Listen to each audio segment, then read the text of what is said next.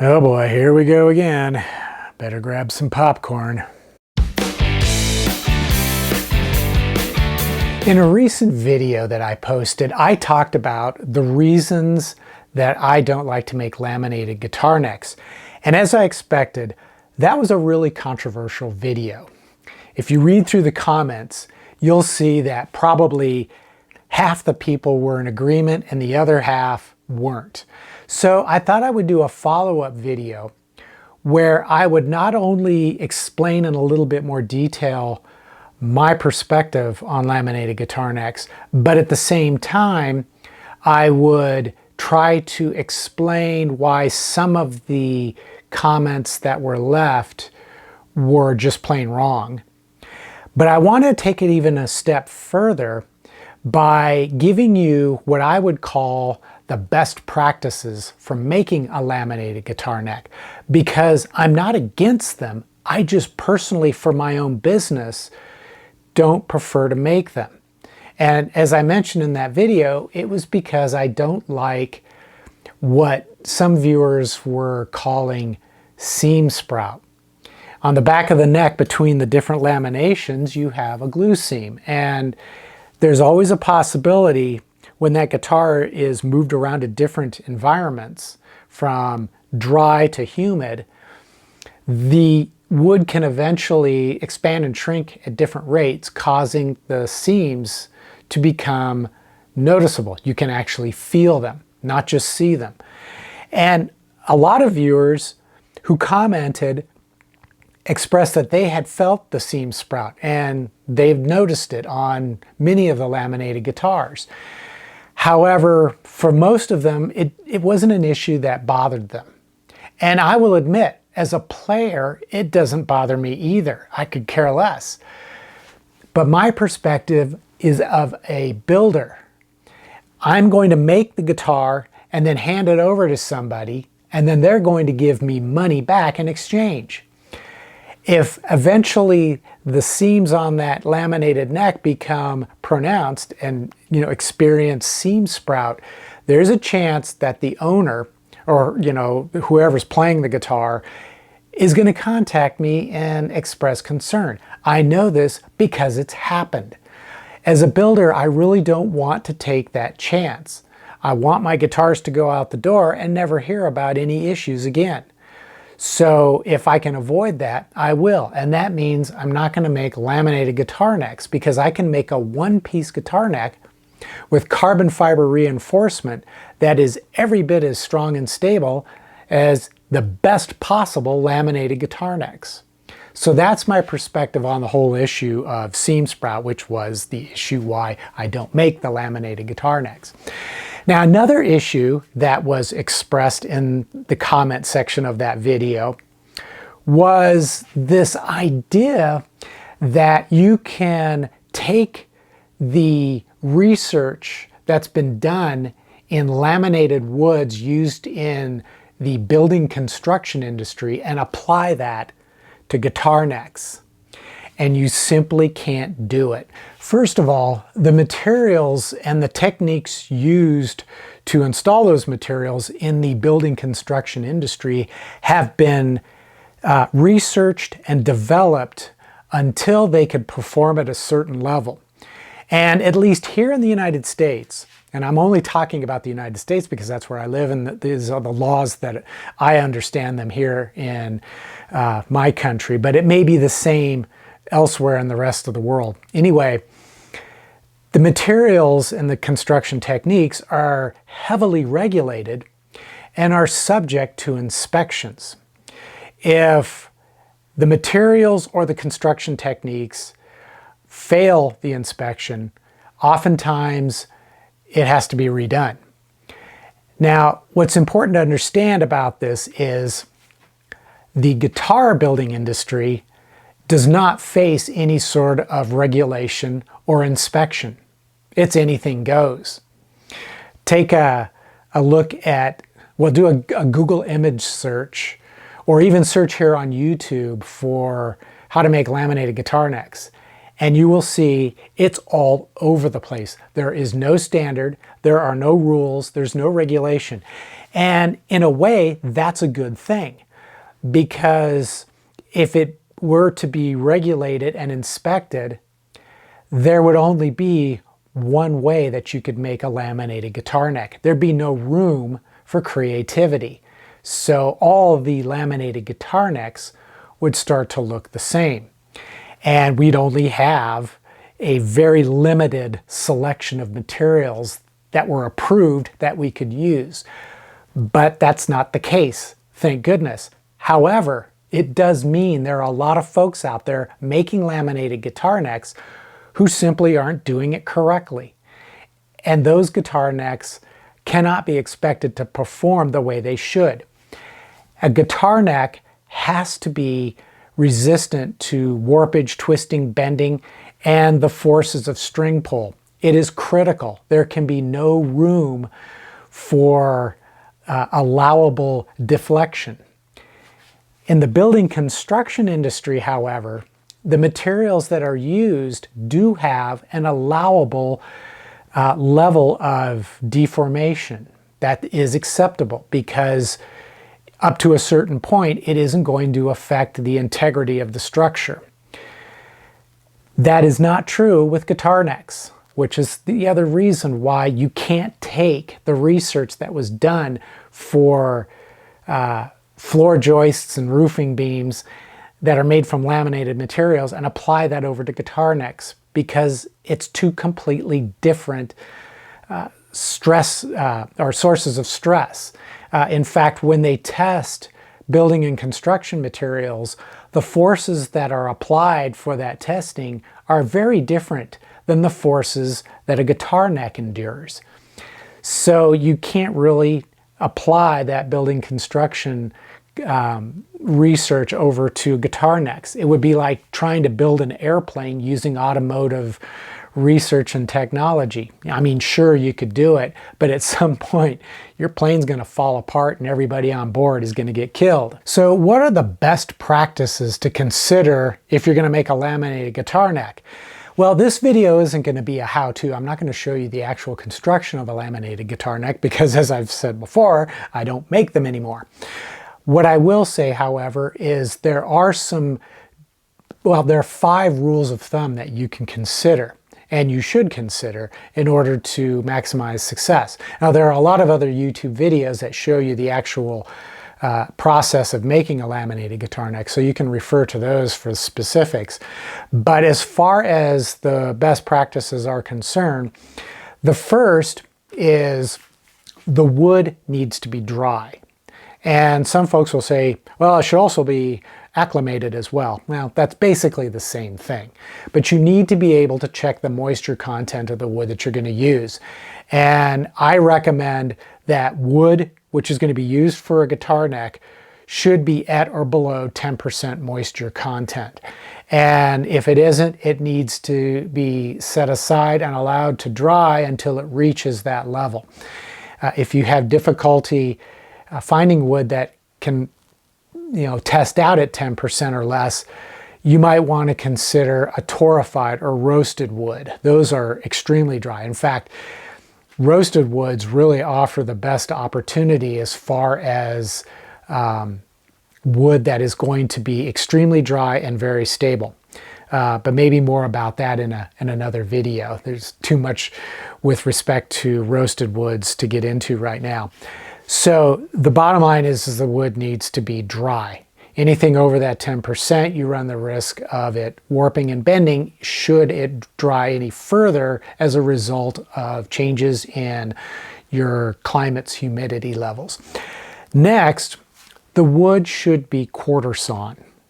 And a lot of folks think that you can take a flat sawn board, flip it up on edge, and that somehow magically makes it quarter sawn. It's not. At best, it becomes rift sawn, which is still not quarter sawn. Quarter sawn wood, properly quarter sawn wood, when you look at the end, the grain is perfectly straight. There's no curvature, there's no angle to it. It should be perfectly straight up and down. And that's really important. You can make your guitar necks out of flat sawn and flip it up on edge, But then it becomes really critical for my third rule of thumb, which is grain orientation. When you're laying out the pieces of wood, the grain on one side of the neck center line needs to mirror the grain on the other side. That also means you should consider making the neck from an even number of laminates. A lot of folks like to make like a 5-piece neck or 7-piece where they have a single strip right down the center. Now, if you want that center strip to be one species of wood, you can do that, but I recommend that you split that piece and flip a piece around so that the two halves are mirroring at each other in terms of the grain. That's going to maximize the performance of your laminated neck. If you're using a single strip of wood down the center, if there's any curvature in that grain, you could have some issues with warpage or twisting at some point down the road. At the very least, you're not maximizing the potential of your laminated neck. So I recommend that you go with an even number of pieces and make sure that the wood on one side of the center line is mirrored by the wood on the other side. That means that you would either book match the piece and open it up, or you would cut your pieces and one would be flipped around in the opposite direction. I'll try to post a video that I came across that explains this visually quite well so you can understand what that means. But grain orientation is extremely important. If you just start cutting up pieces and slapping them together, you're not going to be able to experience the full potential of what a laminated neck is supposed to ensure. Before I continue with this video, I wanted to remind you to like, comment, and share this video as a way to support my channel. If you would like to do more, you can either click the thanks button down below and leave a tip in the amount that you choose, or you can visit my YouTube store, which is displayed below the description for this video. Oh, and don't forget to subscribe to my channel so you won't miss any future guitar building videos. The fourth rule of thumb is shrinkage. Wood can shrink. It can also expand, and that has to do with the moisture content in the air around us. As wood absorbs moisture, it expands. As it expels the moisture, it shrinks. And of course, this is not a good thing when it comes to guitar necks because we want stability in the guitar neck. So what we have to do is engineer it. And the lumber industry has actually recognized this, and they have measurements. They've actually tested all the different popular species of wood to gauge its potential for shrinkage. And what they do is they have basically 4 different measurements that they use. The first is radial, which is through a board's thickness. They can measure its ability to shrink as the moisture is expelled from the wood. They also can do tangential, which is across its width. They can see how much it shrinks widthwise. Then they have what they call volumetric, and that is a species ability to hold how much moisture it holds when it's initially cut, and how much of that moisture is expelled as it's dried to a certain point. The final measurement, and this is the one that's most important to woodworkers and guitar builders, is what's known as the TR ratio, which is tangential to radial ratio. When you're selecting different species of wood to use in a laminated guitar neck, you want to make sure that the TR ratio between the different species is as close together as possible. So with a piece of wood like maple, you might have a TR ratio of 1.9%. And then another piece of wood like walnut, it may be like 1.4, 1.5%. That's actually fairly far apart, but you may be willing to accept that difference, which is, basically 0.4 to 0.5% difference. You may be willing to accept that, but you can also select woods that are going to be even closer together. And the one thing you want to avoid is selecting one species of wood which might have, you know, a 1.5% TR ratio, and then another one that has like a 2.3 or 2.4, because that's going to be far enough apart that if the moisture levels change and the wood hasn't been sealed properly, or the finish has worn away, the wood's going to absorb moisture, and it's going to, the different species are going to expand and contract at different rates, and that's going to lead not only to seam sprout that you can feel on the back of the neck, but also the potential for it to warp, bend, twist, even crack in ways that are unpredictable. So you want to try to get those numbers to match up as closely as possible. Now, the fifth and final rule of thumb that I follow has to do with gluing and clamping. I see so many YouTubers out there, content creators and other builders, just slathering on the glue and then clamping the pieces together, and you see all this squeeze out. You have to remember, the wood glue that we're using, it's most likely an aliphatic wood glue, which is a water-based product. And if you're gluing thin strips of wood together and you're just slathering it in glue, you're also exposing that wood to moisture, which as it dries could cause issues. And one thing you don't want to have happen as you're clamping your pieces of wood together is you don't want them to suddenly warp because of all that moisture and then dry that way, because then you've got a warped neck that's permanently warped because it was clamped that way. You have to make sure to use the minimum amount of glue possible. Just brush on a thin coat. Then clamp the pieces together, and before you tighten the clamps, you want to make sure that that wood is not warped or bending or twisting as you tighten the clamps, because if it is, it's going to dry that way. So make sure that the wood is perfectly straight and that there's no issues with it as you apply the clamping pressure. Now, one thing you'll notice with the big guitar makers out there who make laminated necks is they are using pneumatic clamping systems, which allow for very precise pressure consistently along the entire length of the blank.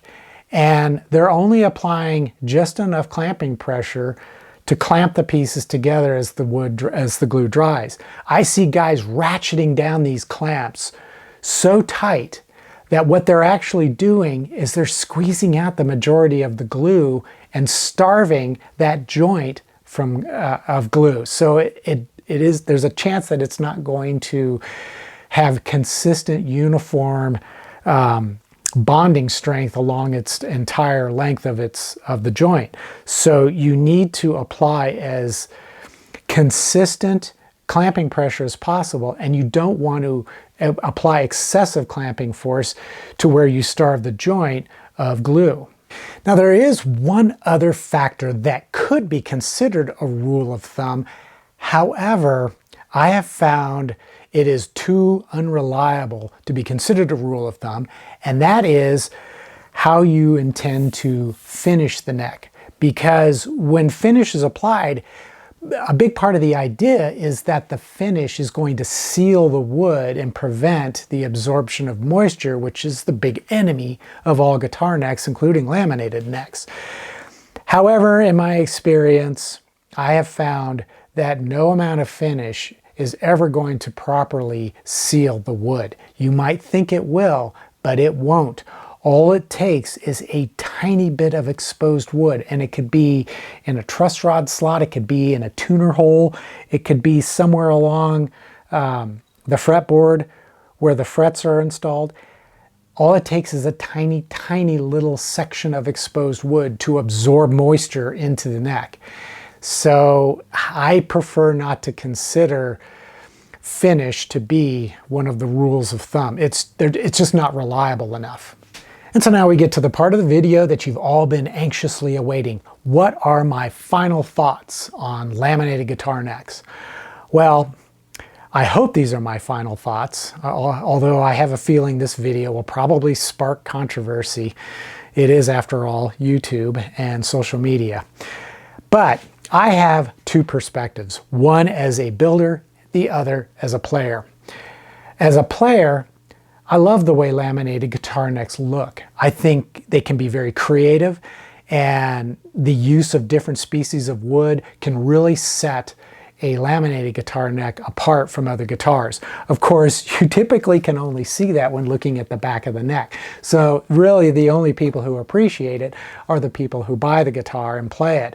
The audience could care less. They don't see it. They don't know about it. As a builder, however, somebody I don't just build guitars, I sell them as well. I have to be really concerned about the amount of time and effort that goes into making a laminated guitar neck. And as I explained in those 5 different rules of thumb, it can get pretty involved and take quite a bit of work, which takes a lot of time. And unfortunately, as an American luthier, it is really hard for me to recoup my costs, my labor costs, especially when you compare that to foreign-made guitars. The only way I could compete with those kind of companies is if I were to have my designs manufactured in those countries by almost what amounts to slave labor. At any rate, I'm not going to do that. That's just not why I build guitars. So for the time being, I'm going to use techniques and materials that I know work for me and are cost effective. And as it stands right now, a one-piece neck with carbon fiber reinforcement is easier to make, it's less expensive, and it performs as good, and in some cases better, in many cases better, than a laminated guitar neck. I also like the way a one-piece neck looks. So that's kind of the reasoning why I made that video in the first place and why I felt I needed to follow it up with this video. And I hope you found this video to be useful, to be informative, and I hope those 5 rules of thumb give you food for thought if you're planning to either make a guitar with a laminated neck or are maybe considering purchasing a guitar with a laminated neck. Here's a tip for you. If you're going to be shopping for a guitar with a laminated neck, you might want to check the end of the headstock, if possible, to examine the orientation of the grain. Also, if possible, to look at the heel of the neck and check to see if the grain on one side of the center line is mirrored on the other side. That's a dead giveaway as to whether or not that neck was made correctly. And if it isn't, save your money, walk away, and keep looking until you find the right guitar. So until the next episode, as always, take care, stay safe, and I'll see you soon.